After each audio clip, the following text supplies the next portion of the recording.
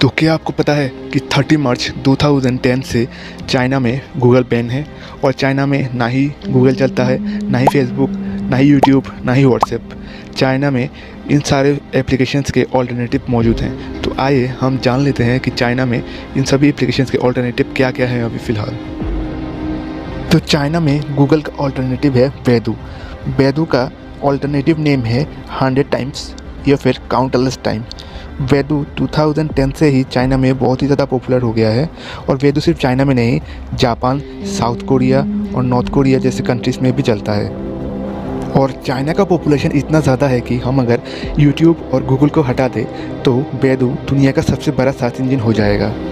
यानी बैदू अभी फ़िलहाल गूगल के बाद दूसरा सबसे बड़ा सर्च इंजन है वर्ल्ड वाइड, यूट्यूब को छोड़ के। और चाइनीज़ गवर्नमेंट कुल चाइना के 76.5% पीपल को बैदू के द्वारा कंट्रोल करती है।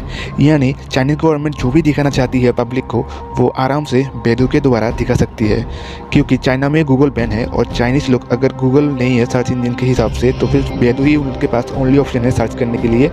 यह तक कि चाइना के पास आउट ऑफ कंट्री यानी चाइना के बाहर किसी भी कंट्री का कोई भी इन्फॉर्मेशन नहीं है। जो भी चाइनीज़ गवर्नमेंट दिखाती है चाइनीज़ लोग वही देखते हैं सिर्फ।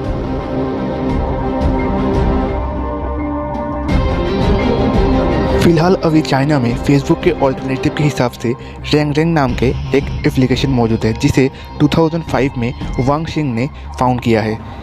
रेंग रेंग एंड्रॉयड, iOS और विंडोज़ तीनों ऑपरेटिंग सिस्टम में ही रन करता है और ये सिर्फ और सिर्फ चाइनीज़ लैंग्वेज में ही मौजूद है, जिसका हेडक्वार्टर है बीजिंग, चाइना में। एलेक्सा रैंकिंग के हिसाब से अभी फ़िलहाल के सिचुएशन में ये 2142 पोजीशन में है पॉपुलैरिटी के हिसाब से सारे एप्लीकेशन में।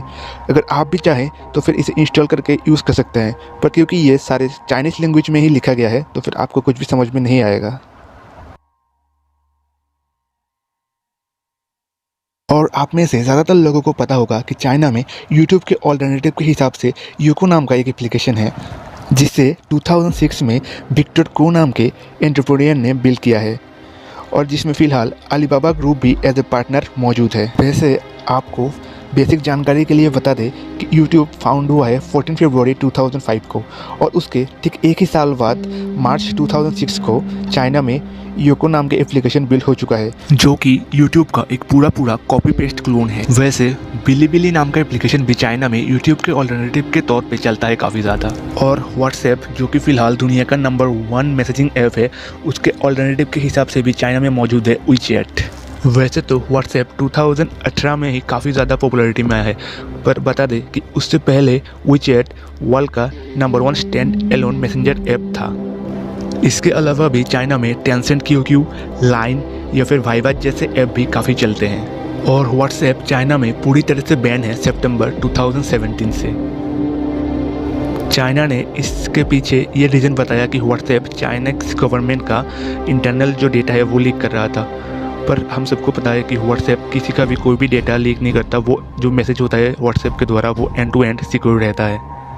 ये बस दरअसल व्हाट्सएप को हटा के WeChat को प्रमोट करने का एक बेसिक तरीका था, क्योंकि व्हाट्सएप एक अमेरिकन एप्लीकेशन है। इसके अलावा भी चाइना में स्नैपचैट का ऑल्टरनेटिव है टिकटॉक और इंस्टाग्राम का ऑल्टरनेटिव है लफ्टर और ट्विटर जैसे एप्लीकेशन का भी ऑल्टरनेटिव मौजूद है सीना वेइबो करके।